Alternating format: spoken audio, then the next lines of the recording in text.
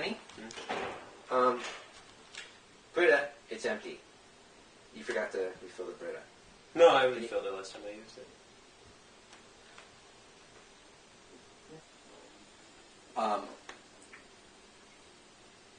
But you didn't this time because it's empty, basically.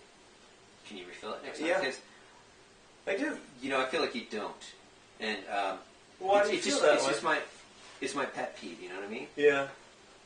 And I have my pet peeves. You know, I have my pet peeves, you know, leaving papers all over the place. That's a pet peeve of mine.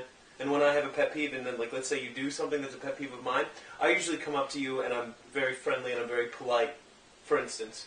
I'm just saying that's how I handle things. You know? And then I don't, and I don't come up to you aggressive. Yeah. Like with my pet peeve. Of, like, the papers that are left around. Really? Yeah. Really? Yeah. I don't think so. Are you calling me a liar? Are you saying that I'm lying to your face right now? You know what I'm saying? What are you saying? I'm saying that could you just refill the Brita? That's what I'm saying. Yeah, and I'm telling you I do refill the Brita. No, I'm saying I don't think you do. I don't think you do. That's what I'm. That's what's going on here. Okay, I don't think you do. You know, I think it's totally. I think this is an example. I think you know what this is? This is an example of inconsideracy. Inconsiderate as a concept. As being inconsiderate? As a concept. Because it's like, if you drink something, right, and you have roommates, and it's not just you, so you're not just screwing yourself over. Right. Right? Mm-hmm. So, you don't think about the other person. You don't need to go on and talk over me. Okay? Right? Let's not have you talk over me. That's inconsiderate. That would be an example of inconsideracy. Right? So why don't you not talk over me, and I will tell you that I do refill it. Did you check the filter to make sure it's not clogged? Did you check to make sure there's not a leak in the bottom?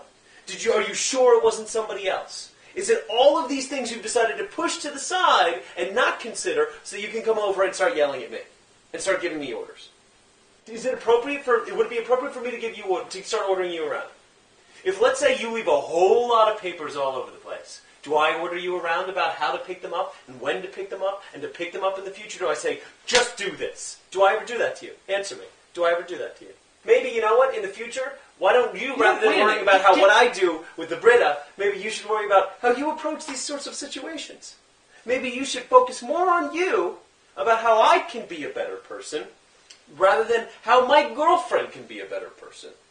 Maybe it's more time to focus on you. Maybe that's where we should start, you know? That's where you should start, and I'll worry about me, and then you won't have to come off condescending or aggressive or furious. All these things that you're coming. You didn't fill this, did you? All these ways. Again, you're talking over me. You didn't fill this, did you? We've talked about that. Why don't you come over here? Let's try this again. Why don't you come over here and ask me nicely if I know what's going on with the Brita? Why don't we try that?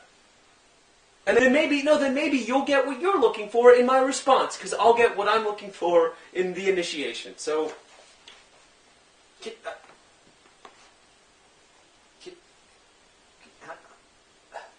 Could you please, I think you didn't refill. Excuse me, honey. Hey, babe.